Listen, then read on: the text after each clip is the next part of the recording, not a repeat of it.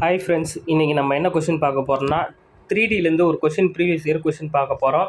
இது கொஞ்சம் ஒரு சிலர் போடுறதுக்கு சிரமம் போடுவாங்க, ஆனால் கொஷின் ஈஸி தான். 2D 3D கொஷின்ஸை பொறுத்த வரைக்கும் மேக்ஸில் நிறைய பேர் போட மாட்டாங்க, ஏன்னா ஃபார்முலா மனப்பாடம் பண்ண முடியாதுன்ட்டு.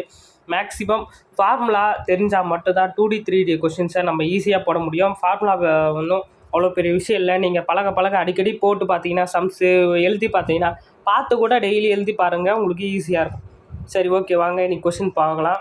6 சென்டிமீட்டர் பக்க அளவு உள்ள ஒரு கனசதுரத்திலிருந்து வெட்டி எடுக்கப்படும் மிகப்பெரிய கோளத்தின் கன அளவு என்னன்னு கேட்கணும். அதாவது நான் உங்களுக்கு கனசதுரம் இங்கே இருக்குல்ல, இந்த கனசதுரம், அதாவது இதோட லென்த் வந்து 6 சென்டிமீட்டர், கரெக்டுங்களா? கனசதுரத்தை பொறுத்த வரைக்கும் எல்லா பக்கமுமே 6ஆக தான் இருக்கும். நம்மளுக்கு 3 பக்கமும் ஏ தான் அந்த 6 சென்டிமீட்டர். இதிலிருந்து மிகப்பெரிய, அதாவது மேக்ஸிமம் எவ்வளோ பெரிய கோலம் வெட்டி எடுக்க முடியுமோ, நம்ம உள்ள கோலம் போட்டிருக்கோம்ல, இந்த கோலம் எவ்வளோ பெருசாக வெட்டி எடுக்க முடியுமோ எடுக்க போகிறோம். ஓகேங்களா? இப்போது கோலத்துக்கான ஃபார்முலா தெரியணும், அதாவது வால்யூம், ஏன்னா கன அளவு தான் கேட்குறாங்க. 4/3 πr³ கோலத்தின் கன அளவு, இதுதான் ஃபார்முலா. ஓகேங்களா?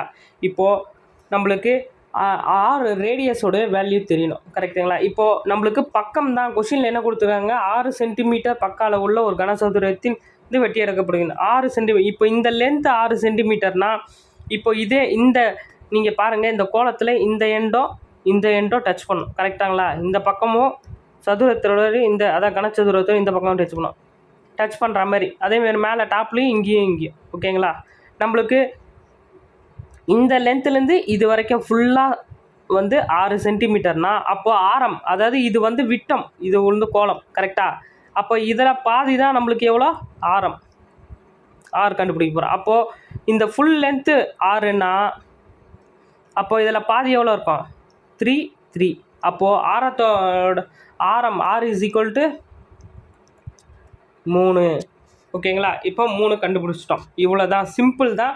நீங்கள் உங்களுக்கு இந்த டயக்ராமை பாருங்கள், ஈஸியாக புரியும். ஓகேங்களா? ஏன்னா இந்த கோலத்தோட 2 பக்கம் எண்டும் இதில் டச் ஆகும். அப்போ இந்த மொத்த லென்த்து தான் எவ்வளோ, R. இப்போது இதை ஃபார்முலா நீங்கள் அப்ளை பண்ணிங்கன்னா உங்களுக்கு ஆன்சர் கிடைச்சிடும். 4/3 இன்ட்டு பையோட வேல்யூ 22/7, ஓகேங்களா? இன்ட்டு R³, அதாவது 3 × 3. ஓகேங்களா? இப்போ ஒரு 3க்கு ஒரு 3 கேன்சல் ஆகிடும். மீதி இருக்கிறது என்னென்னா 3 3 9, 9 நாள் 36, கரெக்டுங்களா? 36 இன்ட்டு 22/7.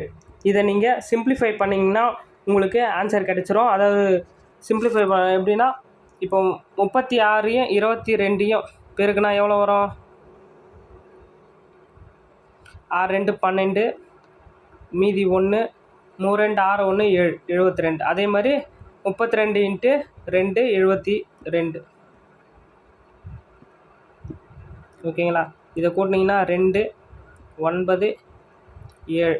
இப்போது இந்த கிடைச்ச ஆன்சரை தான் நம்ம 7ஆல் டிவைட் பண்ண போகிறோம். அப்போது டிவைட் பண்ணால் 1